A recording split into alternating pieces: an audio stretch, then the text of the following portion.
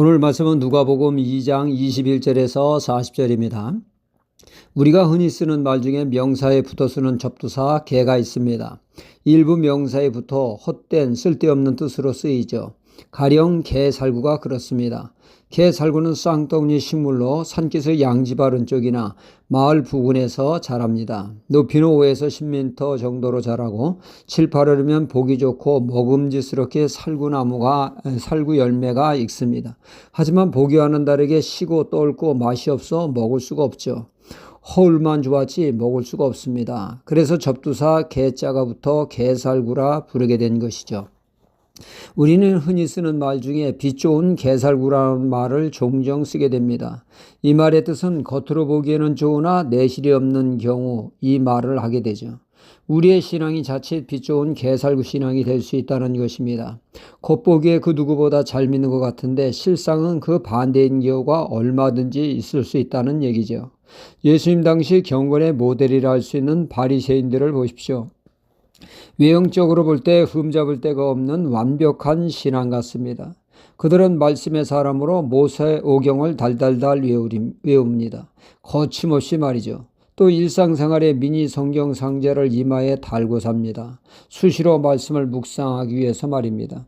그들은 자타가 인정하는 말씀의 사람입니다. 그들 또한 기도의 사람이죠. 그들은 사람이 오가는 그 시장 통에서도 구성지게 기도합니다. 걸직한 목소리로 말이죠. 그들은 나팔을 불며 구제에 앞장서 사랑을 삶 속에서 몸소 실천을 합니다. 거기다 일주일에 2번씩 금식하며 경건을 추구하죠. 자신들이 보기에도 자신이 너무 대견합니다. 너무 잘 믿는 것 같습니다.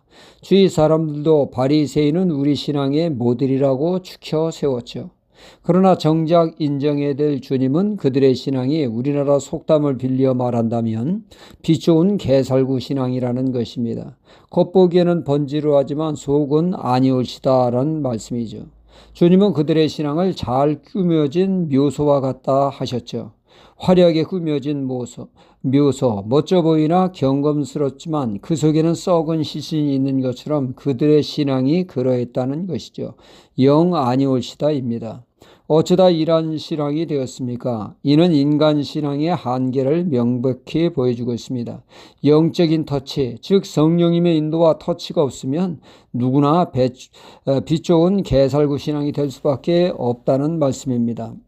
성경은 많이 알지만 영적 장님이여 영적 기머거리라. 성경이 말하는 메시아가 그들 앞에 있는데 전혀 몰라보고 알아듣지도 못하고 깨닫지도 못합니다. 주님의 말씀을 듣지 못하죠. 이는 비단 바리새인만이 아닙니다. 예수님의 제자들 또한 마찬가지였습니다. 그들도 빛 좋은 개살구 신앙이었죠. 겉보기에 그들의 신앙은 얼마나 멋져 보입니까? 그들은 주님의 부르심에 한 채 망설임도 없이 생업과 가정과 부모를 뒤로하고 주님을 따랐습니다. 주님과 한솥밥을 먹으며 3년을 살았습니다. 서당께 3년이면 풍어를 읊는다고 그들은 나름 제자다운 면모를 갖춘 것 같습니다.